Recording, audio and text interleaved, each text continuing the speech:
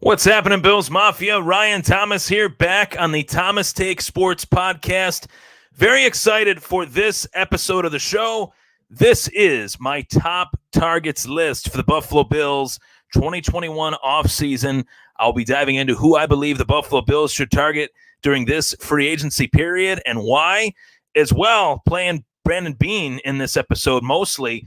What players should the Buffalo Bills general manager Brandon Beane decide to part ways with, whether it is in the long term or the short term, restructuring the salary cap, creating space, as all of these general managers in the National Football League are looking to create as much space as possible during this unprecedented time in the National Football League and in our world, of course, in which the salary cap number is coming down. So these NFL general managers cannot spend the money that they're accustomed to spending.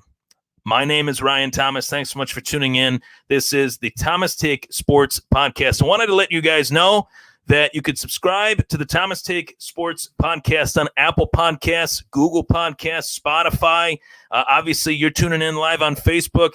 Hit the Thomas Take Facebook page with a like. Subscribe to the YouTube channel. I greatly appreciate all the support. I want to first remind you guys that this is a podcast that I will be providing daily videos as much as I possibly can, I should say, in regards to the Buffalo Bills offseason. This video, to start things off, are my top targets for the Buffalo Bills 2021 offseason. I'm going to dive into the NFL draft a little bit too, but this will be one of my more in-depth videos that you guys will be able to tune into and kind of go back and watch to see how spot on I was or how maybe off I am about how some of these players are players that I want. I think that these are players that are great fits for this team that kind of fit the mold of what Brandon Beane and Sean McDermott have already gone after. And let's get to it. So first is free agency. Free agency comes first. This upcoming offseason, this current offseason, I should say, the 2021 offseason is uncharted territory, uncharted waters for the Buffalo Bills franchise. We're coming off of a season where we went 13-3. Josh Allen had a phenomenal season. He was right in the thick of things of a most valuable player race. The offense was firing on all cylinders. Stephon Diggs had a banner debut season for the Buffalo Bills, the best single season that any receiver in Bills history has ever had, frankly. So the Bills are what I like to call a legitimate destination for a free agent that's looking to go to a team that could be perceived as a championship contender, given that, hey, we were one game away, we were one win away from making it to the Super Bowl. Let's really, embrace that whole moniker as far as how are we going to recruit free agents to this team? Well, we were one win away from playing Tom Brady and the Tampa Bay Buccaneers in the Super Bowl. We were this close, and obviously we came up pretty short against the Kansas City Chiefs, but we need to bridge the gap against Kansas City. We need to bridge the gap just in general within our own roster. We know what our limitations are, and we understand where we need to attack this roster. And, I've let it be known that I'm interested in J.J. Watt. I'll get to J.J. Watt later in the show, but I want to talk about some of the free agents that I haven't discussed yet. And the first free agent that I want to discuss is former Detroit Lions defensive end. Whether the Lions bring him back or not remains to be seen, but free agent defensive end Romeo Arquara. Romeo Arquara is a guy that he's 25 years old. He's got a lot of upside. The fact that this player could be deemed as a franchise tag type player for the Detroit Lions, who was undrafted, signed with the New York Giants as an undrafted free agent in 2016. That just goes to show you that this guy has surpassed and exceeded any and all expectations that were for him. Coming out of Notre Dame, he did have a semi-decent college career, but was really only used as a role-playing pass rusher. But the Bills need a pass rush. They pressured the quarterback, but they didn't get to the quarterback nearly enough. And part of what I feel makes such a solid destination for J.J. Watt in terms of the need that we have at pass rusher, I think is one of the top needs on this roster. And defensive end Romeo Arquara will be a hot free agent, whether it's the Bills making an offer, whether it's the Packers making an offer, whether it's any of the teams really in the National Football League that feel like they need that reinforcement at the defensive end position. This is a league in which you have the quarterback and the guy that can get to the quarterback. If you have both of those things on a team, you're a pretty formidable opponent, a pretty formidable team just in general. We would have our quarterback in Josh Allen. We'd be adding another pass rusher. What would that do to help guys like Jerry Hughes, guys like Ed Oliver? I think it would do a lot. So another free agent that I am interested in, and this one is a little bit, I guess Bills fans might not agree with me on this one, but I feel like there will be some reinforcements added to this offense at the skill positions, whether it is running back, whether it is receiver. I'm going to go first off with receiver, and it really depends on what happens with John Brown, but this is kind of a preview to a later segment in the show where I'll go through the guys that I believe the Bills should let go and part ways with. Keelan Cole is a very good receiver in a specific role, and I think the Jacksonville Jaguars, they have a lot of young talent that is a little bit bigger in size. Obviously, D.D. Westbrook fills that slot receiver role, so Cole fills that role very well for us. Who would then fill that 3/4 wide receiver role? Gabe Davis, I believe, is the true number 2 wide receiver on this roster now. You have Stephon Diggs as the wide receiver 1. You got Gabe Davis as the wide receiver 2. And Keelan Cole, for as many years as he's played with the Jacksonville Jaguars, he's still 27 years old. He's been in this league since 2017, obviously, but he's been productive practically every season in Jacksonville, despite the fact that there are a lot of quarterback issues over the years. Is he putting up 1,000 yards per season? No, but he's putting up 700 yards, 5 touchdowns. Buffalo wouldn't need him to put up 1,000 yards, 80, 90 catches. That's not what his role will be. That's not what we will be asking of him. But I truly believe that the Keelan Cole would be a nice depth add, a nice piece for this Bills offense in 2021. And, Cole Beasley's getting up there too. He's got, a couple years left, but Keelan Cole, 27, you fill him in with Gabe Davis. The future of the wide receiver position in Buffalo would read Stephon Diggs, Gabe Davis, and Keelan Cole. And another wide receiver that I'm very high on, someone that I believe has been underutilized as a wide receiver in this league for the past few years, is free agent wide receiver Curtis Samuel of the Carolina Panthers. One thing we know as Buffalo Bills fans, the Bills brass, Mick Bean, Brandon Bean, Sean McDermott, they love themselves some Carolina Panthers. So that is a recurring theme in this show, is Carolina Panthers players. Curtis Samuel's the first one. I feel like Curtis Samuel is like a Swiss Army knife in any offense, and he should be a highly coveted player in free agency. This is one of those guys that you don't have to break the bank for, but he's somebody that you bring him in. He's a solid addition. He's a smart, safe, sound addition that I think makes a ton of sense for a team like the Buffalo Bills. That is, if we let go of John Brown and if we don't sign Keelan Cole. I would prefer Curtis Samuel over Keelan Cole if it were up to me. That's what I would go with, but I'm just on the mic. I'm not Brandon Bean making those decisions. So that's my second receiver. Another receiver that I really like, technically a receiver, but tight end, would be Jonnu Smith. And Jonnu Smith, the tight end position in Buffalo here, is a hot topic for virtually anyone in Bills Mafia, within Bills Mafia. Because Dawson Knox, I feel like he has a ton of ability. I feel like I'm not ready to throw, the Dawson Knox hopes out the window. I'm ready to say Dawson Knox, yeah, he is not developed at the rate that I would hope, but he's heading into year 3. Maybe he just needs that extra competition. Maybe he just needs that extra motivation factor as far as bringing someone from outside the organization. Would that motivate Dawson Knox to play at a higher level? Dawson Knox as a number 2 tight end would be one of the better number 2 tight ends in the league. Jonnu Smith is our number 1 tight end. We saw what he did in the red zone for Ryan Tannehill and the Tennessee Titans. I really like Jonnu Smith. He was a hot fantasy football ad for me, and he was somebody that I think is due to break the bank at the tight end position. When you have a great season like Jonnu Smith did coming out, this was really his breakout season. Jonnu Smith is somebody that I really like. And in this version of the National Football League, in this version of the NFL, you have to have a receiving threat at the tight end position. And Jonnu Smith, to me, represents that. And Jonnu Smith is somebody that I think will be in high demand. Whether the Buffalo Bills are in demand of Jonnu Smith or not, that is a player that I really like. Over the course of this season, there was something that I noticed along the way, in particular with this Buffalo Bills offense. And granted, this Buffalo Bills offense was great. It was one of the better offenses that we've ever had in a single season. But the lack of depth at the offensive line and the lack of productivity in the run game said to me that this offensive line is not a blocking offensive line, a run blocking offensive line.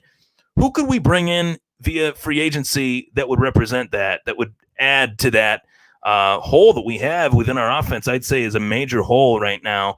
The fact that we do not have a run blocking offensive line. That would be none other than Trai Turner, who obviously is a Carolina Panther, a veteran offensive lineman. He can play left guard, he can play right guard, and would be somebody that I think would line up very well, fit in very well within this offense, and would fit in very well within this team. That was really what I've looked for throughout this entire list here. Guys that would fit the roster, fit the culture, fit the community, fit One Buffalo. And I think Trai Turner at this late stage of his career would fit this team. Another player that is a little bit long in the tooth, but was a shocking drop, not due to the fact that he's as great as he once was. I think this player, his better days are behind him. But Kawann Short is a defensive lineman that he's only played 5 games in 2 seasons. And, how much does he have left? Is that enough to contribute to the Buffalo Bills? Sean McDermott is one of those coaches that can squeeze the last drops of juice out of any defensive player. Whether it's Josh Norman, Kawann Short and Josh Norman, I would put in like the same category as far as like a veteran ad. Kawann Short would be that guy as well. And last and certainly not least, free agent defensive end J.J. Watt. He is the biggest name free agent right now. When he was granted his release, asked for his release, was granted his release by the Houston Texans. It took me by surprise. I know that the Houston Texans are now a dumpster fire, but at the same time, only so many J.J. Watts come around ever so often. He is a franchise player. He is a premier pass rusher in this league. Are his better days behind him? I would say so, based on the injuries that he has had. He's on the wrong side of 30 plus. Not pushing 30. He's past 30, heading into 33, 34, 35. Those years are not going to be the most productive years that he has ever had. I guarantee you that. But in terms of a snap percentage, what would be the snap percentage? Snap percentage in Houston, he's playing a high rate of snaps. In Buffalo, would Sean McDermott dial those snaps down, put him in on passing down situations, and maximize his ability?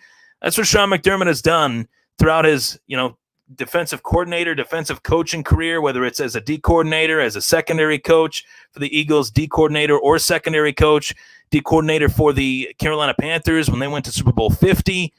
That was what he was able to do very well as a part of that coaching staff that eventually went 15-1 on their way to Super Bowl 50. So, I think J.J. Watt would be a perfect fit here. I've heard rumblings that he might go to Cleveland. I've heard rumblings he could go to Pittsburgh because his brother's there. Both of his brothers are there. I've heard rumblings that he could go to Chicago, to the Bears, to join Khalil Mack and make that Bears defense dynamic again. I frankly, I don't know what to believe on the whole J.J. Watt front because I've heard a lot of things from a lot of very knowledgeable sources. And it's one of those things. I think he's weighing all of his options. And why wouldn't you, if you're a free agent of J.J. Watt's caliber, you would weigh all your options and kind of take it from there. And I think that it's going to take some time for us to really figure out what options that are out there. Out of the options that are out there, which ones would be under high consideration for J.J. Watt, or which ones are just rumors, which ones are just, Monday morning quarterback talk? We'll find out when he signs. So with all of these additions, there has to be subtractions, some subtractions off of this roster. And I think, you guys know where I'm going with this. The first cut that I would make would be John Brown. And I love John Brown. And I love a couple of these other players on this team that I would decide to part ways with. But, this is a dollars and cents game during this time of year. This is the offseason. This is when teams have to decide what moves best fit the situation.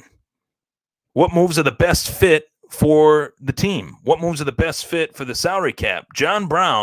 Releasing John Brown is a move that makes a lot of sense to create a healthy salary cap for the Buffalo Bills. And I truly believe that the best ability for any player is availability. The best ability for any player is availability. And John Brown wasn't available last year for the Buffalo Bills. He just wasn't available, readily available. And even so, he still had a pretty decent season. Even so, I thought, I like John Brown. I like the dynamic when he's healthy. I think he adds a lot to this offense, but he is replaceable. And cutting John Brown creates $8.1 million in salary cap space, and that's a lot of money. You could do a lot with that, obviously, for this team. So Vernon Butler would be my next one. And Vernon Butler was an addition that the Bills made this past offseason. I thought they gave him way too much money. Luckily, they can get out of it and alleviate $6.8 million off of their salary cap. This was an addition that Brandon Beane made in large part due to the fact that the Carolina Panthers invested a first-round draft choice in Vernon Butler. He's just not good enough. He's just not the guy that that he was projected to be. Sometimes it happens. And $6.8 million, yeah, that's a lot. To get back. The next Buffalo Bill that I would part ways with if I was Brandon Beane, just to create a healthier salary cap situation, would be Mario Addison. And I liked what Mario Addison did in some of these weeks throughout this 2020 season. But, $6 million plus comes back to the Buffalo Bills. $6.2 million comes back to the Buffalo Bills if they do let him go. Will they let him go? I don't know. I don't think they will. I think the coaching staff is very high on Mario Addison as a high character guy. But, these are the business decisions that you just have to make as an NFL GM. No hard feelings. The next free agent to be would be Lee Smith. Now, I know Lee Smith is probably the best blocking tight end that the Buffalo Bills have. Hell, he might even be a better blocker than some of these offensive linemen that the Bills have. But Lee Smith is Lee Smith. I think that we know who he is. We've had him on our roster not once but twice. I feel like to alleviate some cap there, he is a somewhat replaceable player if you can bring in a guy at a cheaper price that is just as good a blocker as he is, if not better. I think it's possible. Who that is via draft, maybe they draft a tight end in the later rounds of the draft to pair with Knox, Jonnu Smith, Tommy Sweeney being the fourth guy. If they do go after Jonnu Smith, like I alluded to earlier in the show, that's something that they could do. Last and certainly not least, Trent Murphy. And I wasn't high on the Trent Murphy signing when they signed him, and I'm not high on Trent Murphy right now.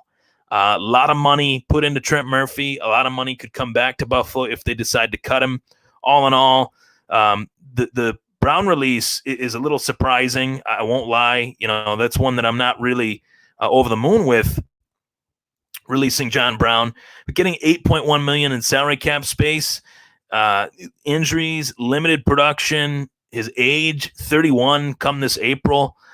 I don't think it's too shocking. And the 5 cuts prior to discussing, another one would be Tyler Matakovich, who would get $3.3 million to Buffalo back in salary cap space. It would create upwards of $26.6 million for the Buffalo Bills to spend. And they would have around $29 million in total to spend on these free agents. Guys that could, quote unquote, restructure their contracts. Guys that could, say, hey, I'm getting paid enough. I could take a little bit less. Mitch Morse. Now, I know that Mitch Morse has been a great add for this Bills team, but he has had injuries as well, concussions primarily. And let's say that they restructure his deal. It would create $3 to $4 million in salary cap space, bringing that total up to around $32 million. And I think heading into this 2020 NFL draft, I want the Buffalo Bills to go into this draft with roughly $6-7 million in salary cap space, being that we do have a first-round pick this year, which we didn't have to worry about last year because we sent it packing to Minnesota for one Stephon Diggs, which I would do that over again in a heartbeat. So guys that I'd like them to re-sign as well, I really want Daryl Williams back. I thought Daryl Williams was a fantastic right tackle for this team, a great one-year decision by Brandon Beane to bring him in for a season. What he was able to accomplish for this team in one season as a pass blocker, as a run blocker, I thought he was one of the better offensive linemen on this offensive line. And, left is solid with Deion Dawkins. Right is solid with Williams. But Morse is solid. I think the guard spots are always what's a little bit up in the air for the Buffalo Bills as of late. I love John Feliciano, but Brian Winters is a free agent this year. Do the Bills bring him back? I don't know. Do the Bills move Cody Ford into left guard where Brian Winters was, or right guard, and move Feliciano out to left guard?